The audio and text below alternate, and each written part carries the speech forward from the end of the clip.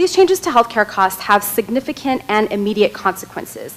These changes not only impact current graduate students, but have already hindered recruiting efforts from many of our respective departments. Many of my colleagues turned down offers from other top research universities to come to Penn State, in part due to the excellent healthcare insurance that we have benefited from in recent years. These changes to our healthcare costs place a huge burden on an already financially vulnerable population. The living wage in State College is $18,470, whereas the average stipend for graduate students, according to our graduate school, is $17,315. Some departments in University Park offer pay grades as low as $14,000 a year for a grade 9. International students and graduate students without fellowships face an even greater financial burden. Graduate students want no net loss. The university has proposed a 3% increase across all pay grades, a standard practice to account for inflation. This 3% increase will not adequately cover increasing co-pays and out-of-pocket deductibles, which are projected to rise yet again next year. A lot of the groups that are hit hardest by the changes, including international students who don't have very many opportunities to opt out of this system, and families who are already struggling to support their children, are the very populations that we should be trying hardest to support.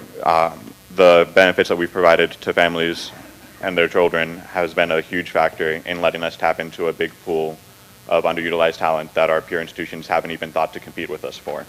It's given us a huge competitive advantage, and what we're hoping to be able to keep it. At a university where so many grad students already qualify for food stamps and rely on Medicaid for their children, it's not acceptable to pass on increased costs to the lowest paid and most vulnerable members of the university community.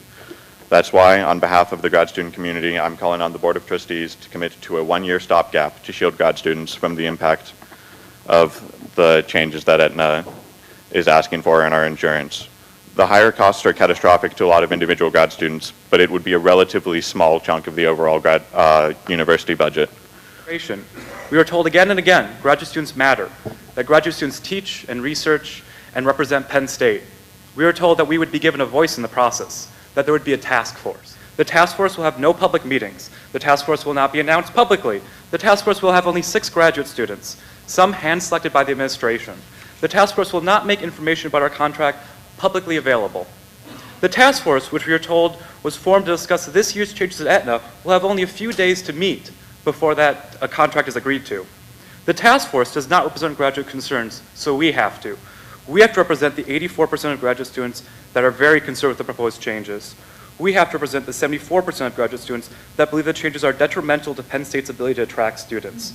We have to represent the 77% that think a 3% increase in stipends covers inflation, not healthcare costs. So I'm here to ask you to give Penn State's graduate student a true voice in this discussion. If the administration doesn't want to negotiate with Aetna, then let us. This is our health, our livelihood. Give us a meaningful role, one that reflects the trust that you place in us to teach, research, and represent you. We are graduate students, and we are Penn State. Thank you.